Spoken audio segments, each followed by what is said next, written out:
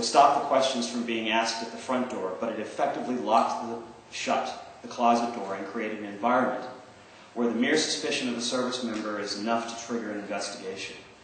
It is also put into statute, the only law in the Federal Registry that requires a federal agency or department to discriminate against a particular class of people.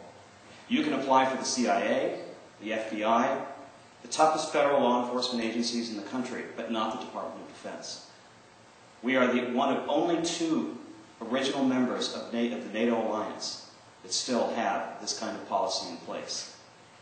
The other one is surrounded by fellow recruits and supervisors who uttered words like faggot, queer, joto, though not entirely addressed to me, but this began my choice to remain silent as to who I really was. At my first command in Pearl Harbor, Hawaii, I worked in several administrative offices. Occasionally in the commanding officer's office, I would see reports from the Naval Criminal Investigation Service of suspected homosexual activity from service members. Some of the reports indicated that the suspects were seen in gay bars, possessed gay materials, or found engaged in homosexual conduct. Because of these reports, I went further into the closet. After attending the Naval Justice School in Newport, Rhode Island, did I understand the legal process of administrative discharges of service members for homosexual conduct.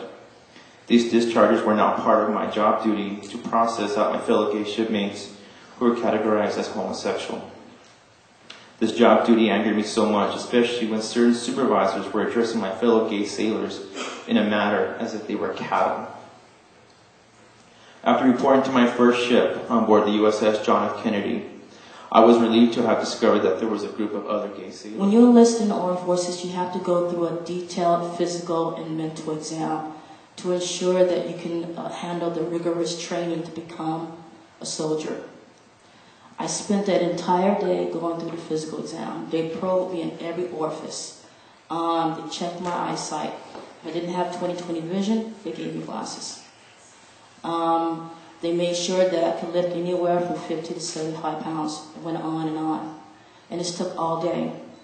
Then it came time for the mental part of the exam. They called me to a room.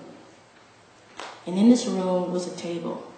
The table was sitting in the middle of the room. There were 2 chairs.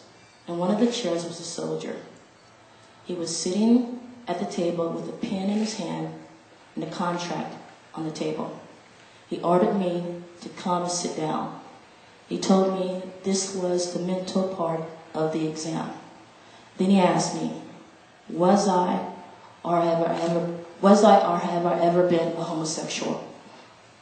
I had to make a split decision. I knew if I told the truth, they would not allow me to enlist in the armed forces. I knew if I lied, they would allow me to go into the armed forces.